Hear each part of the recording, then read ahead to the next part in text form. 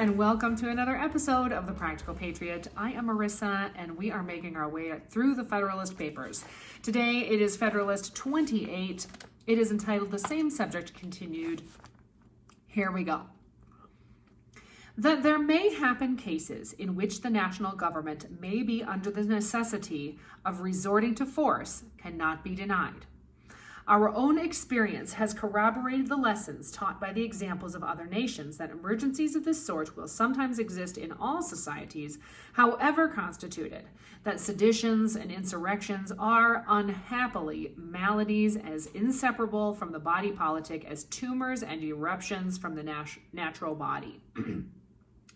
That the idea of governing at all times by the simple force of law, which we have been told is the only admissible principle of republican government, has no place but in the reverie of those political doctors and whose sagacity disdains the admonitions of experimental instruction.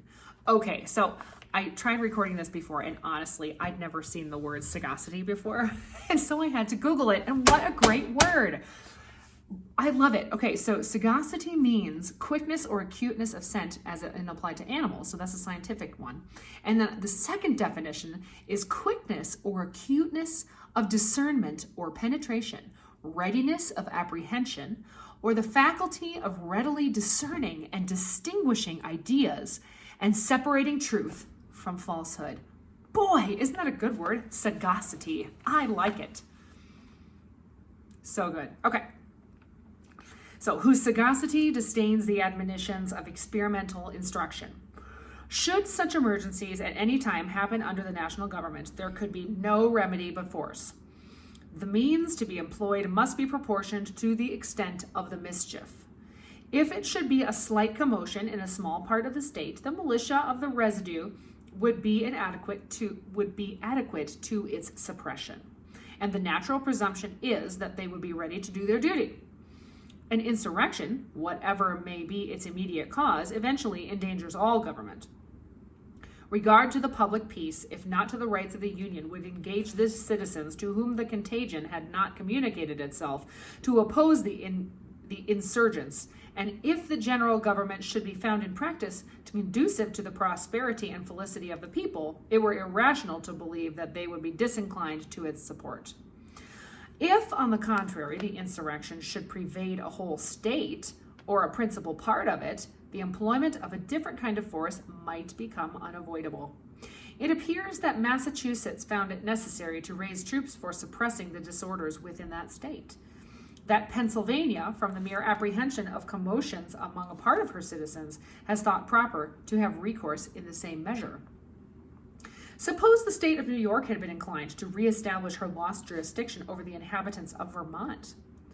Could she have hoped for success in such an enterprise from the efforts of the militia alone? Would she not have been compelled to raise and to maintain a more regular force for the execution of her design?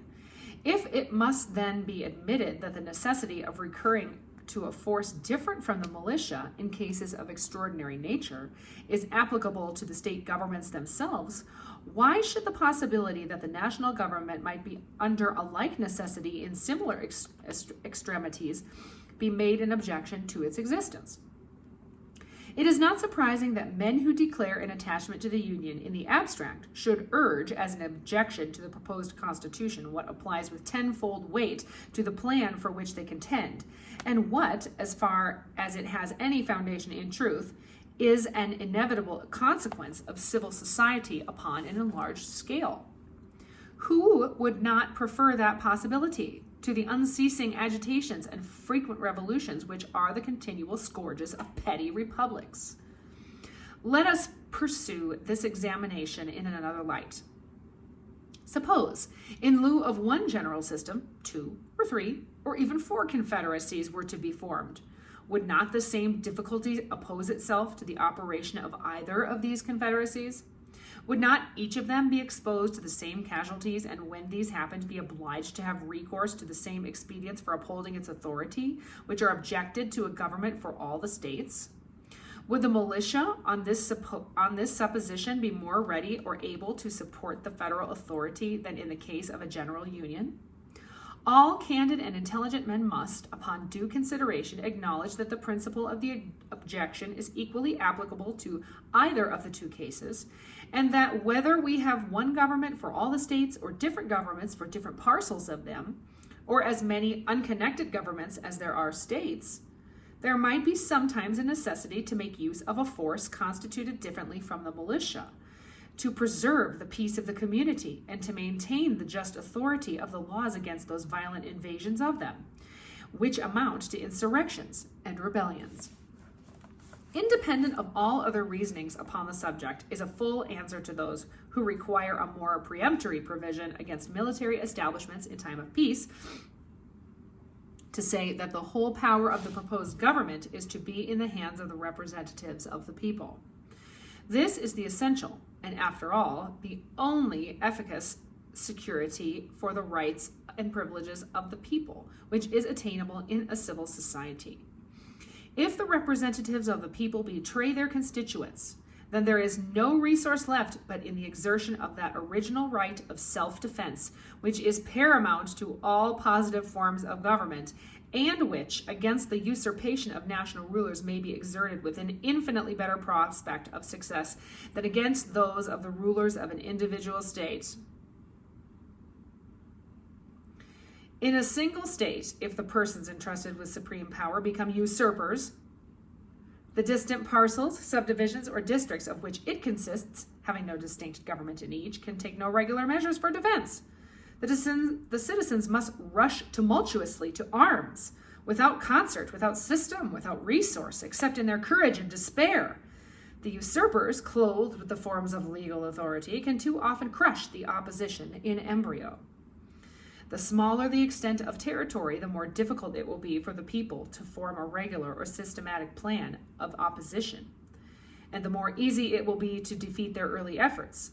Intelligence can be more speedily obtained for their preparations and movements, and the military force in the possession of the usurpers can be more rapidly directed against the part where the opposition has begun. In this situation, there must be a peculiar coincidence of circumstances to ensure success to the popular resistance. The obstacles to usurpation and the facilities of resistance increase with the increased extent of the state, provided the citizens understand their rights and are disposed to defend them. The natural, that's so good, you're just going to have to listen to this again because I could reread that whole section. It's so good. Okay, I'll just read this part again. The obstacles to usurpation and the facilities of resistance increase with the increased extent of the state, provided that the citizens understand their rights and are disposed to defend them. That is our problem in America right now, is that we don't know our rights enough, and we aren't willing to defend them, many people in this country, because then they'd have to give up their conveniences. We can't give up our conveniences to uphold our rights. Come on now. Okay. The natural strength of a people in the large community in proportion to the artificial strength of the government is greater than in a small. Of course, more competent to a struggle with the attempts of the government to establish a tyranny. But in a confederacy, the people, without exaggeration, may be said to be entirely masters of their own fate. Power being almost always the rival of power, the general government will at all times stand ready to check the usurpations of the state governments, and these will have the same disposition towards the general government. The people, by throwing themselves into either scale, will infallibly make it preponderate. If their rights are invaded by either, they can make use of the other as the instrument of their redress. How wise will it be in them, by cherishing the union, to preserve to themselves an advantage which can never be too highly prized.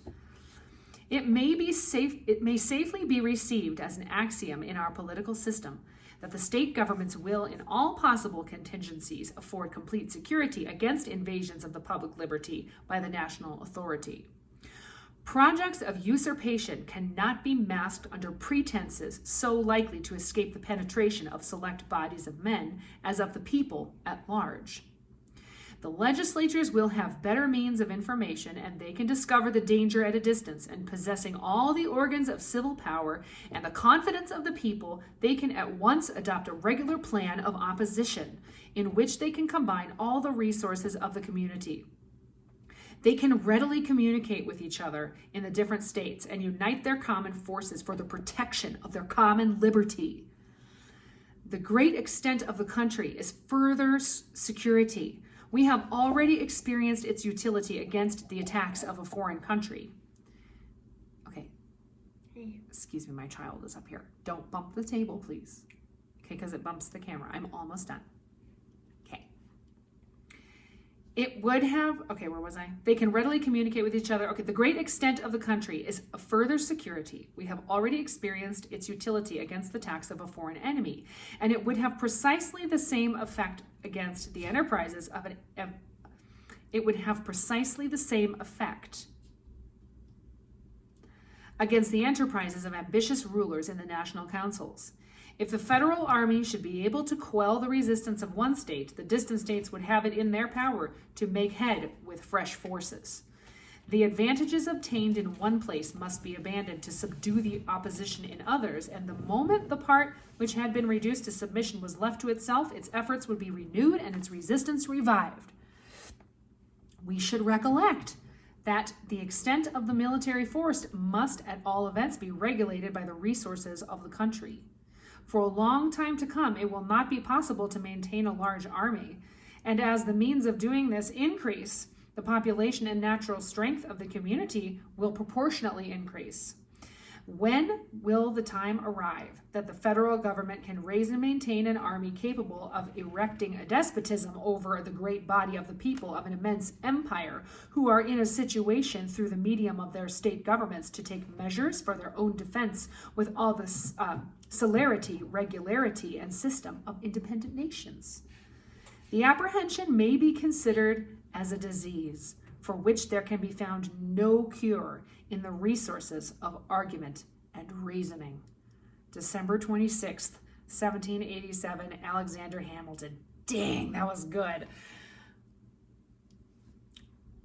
Federalist 28. Read it again. Be blessed and stay free. Next time we'll read 29. Bye.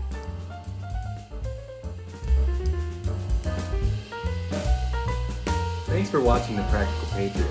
Like and subscribe below. That's right.